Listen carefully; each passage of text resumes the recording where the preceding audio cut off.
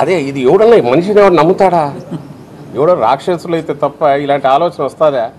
మనిషిని వాడికి ఎవరికైనా వస్తుందా? అటాక్ కొట్టుకుంటారా? చంద్రబాబుని కొట్టుకోమని చూస్తా. అలిపిరిలో ఆయన అట్లే ఎగిరిపడినాడా? తనే చేసుకున్నాడు సానుభూతి కోసం మన ఎన్నికలు పోవాలని చూశాడు కదా. అప్పుడు ఎవరు అనలేదు, ఇలాంటి చిల్లర మాటలు ఎవరు మాట్లాడలేదు. అనడానికి ఎట్లా వస్తుంది అంటే జనం ఉమ్మేస్తారు మొహం మీద అనేది ఉండాలి కదా. వీళ్ళకి ఆలోచన కూడా ఉన్నట్లేదు.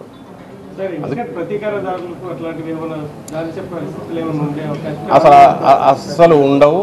ఎందుకు ఉండవు అంటే వైఎస్ఆర్ కాంగ్రెస్ పార్టీ ఈరోజు కాదు, ఇంతకుముందు కూడా అక్రమంగా ఏమేమి చేసినా ఎన్ని చేసినా, అలాగే తెలుగుదేశం పార్టీ అధికారంలో ఉన్నప్పుడు వాళ్ళు దాష్టీకాలు అన్నీ ఎన్ని ఉన్నా, దుర్మార్గాలు ఎన్ని ఉన్నా కూడా శాంతియుతంగానే ఎదుర్కొంటూ వచ్చాం.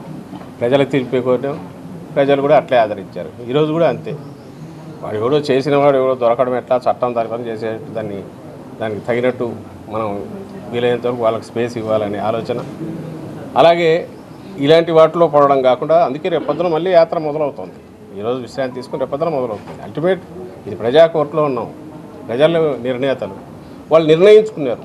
చంద్రబాబు నాయుడు భయం, బాధ, అక్కసు, కడుపు మంట అయితే దాని నుంచి వచ్చిందే. ఈరోజు నిర్ణయించుకునే అది కనపడుతోంది. మేము మనం ఉండేది ప్రజలకు మనం చెప్పాలా, అక్కడి నుంచి తీర్పు పొందాలనుకుంటున్నాం. కాబట్టి ఆ మార్గంలోనే పోతాం తప్ప ఇలాంటి మార్గంలో పోము ఇప్పుడు కూడా. Thank you.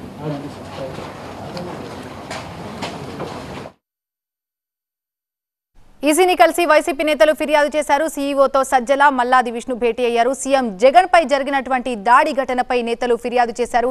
ఇక బస్సు యాత్ర విషయానికి వచ్చేసరికి నిన్న 14 రోజుల పాటు నిన్నటి వరకు కూడా బస్సు యాత్ర జోరుగా సాగింది. నిన్న దాడి ఘటన తర్వాత ఇవాళ ఒకరోజు బ్రేక్ తీసుకున్నారు. రేపటి నుంచి మేమంతా సిద్ధం, బస్సు యాత్ర యాజ్ యూజువల్ గా కంటిన్యూ అయ్యే ఛాన్సెస్ ఉన్నాయని సజ్జల చెబుతున్నారు.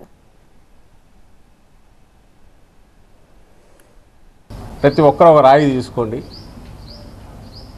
ఈ దున్నపోతును ఓడించడానికి ఇచ్చేయండి, కొట్టడానికి ఫ్యాన్ అనేది లేకుండా చేయండి. ఆ బాధ్యత మీది. మీరుండండి, తెలుగుదేశం పార్టీ మీతో ఉంటుంది పక్కన. మీరు కన్నెర చేయండి, జగన్మోహన్ రెడ్డిని మెసేజ్ చేయండి. ఇది ఎవరైనా రాజకీయాల్లో ఎప్పుడన్నా విన్నామా ఇలాంటి లాంగ్వేజ్ వాడడం? ఈయనకు మాత్రమే సాధ్యమైంది చంద్రబాబు నాయుడు గారు. ఈయన రెచ్చగొట్టడం వలన లేదా వాళ్ళంతటా వాళ్ళు ఈయన తమ్ముళ్ళు ఎలాగైతే ఇంతకాలంగా తయారవుతూ వచ్చి ధోరణికి అలవాటు పడ్డారో దానివలన మొత్తం మీద ఈ దాడి ఒక పథకం ప్రకారము premeditated cold blooded attempt on life of honourable chief మినిస్టర్ని మా పార్టీ అధ్యక్షుడి మీద అనేది స్పష్టంగా కనిపిస్తుంది. ఎందుకనేది కూడా రిపీటెడ్గా చెప్తున్నాము, మళ్ళీ చెప్తాను. ఆ రాయో ఆబ్జెక్ట్ ఏదో చాలా ఫోర్స్ఫుల్గా జగన్మోహన్ రెడ్డి గారికి నుదుటను తగిలి కంటి దగ్గర, అక్కడి నుంచి మళ్ళీ పక్కన వెళ్ళి వెల్లంపల్లి శ్రీనివాస్ గారి కంటికి డైరెక్ట్ తగిలి.